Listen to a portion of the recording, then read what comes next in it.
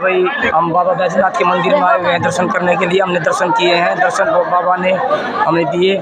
और ये बाबा का और माँ पार्वती का गठबंधन, यहाँ ये सामने माँ पार्वती का मंदिर है। ये माँ पार्वती का शक्तिपीठ मंदिर है।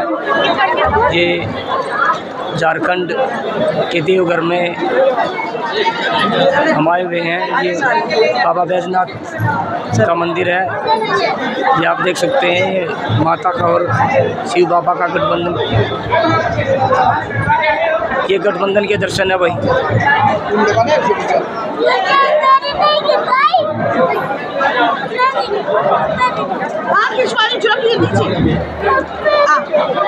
हाँ महादेव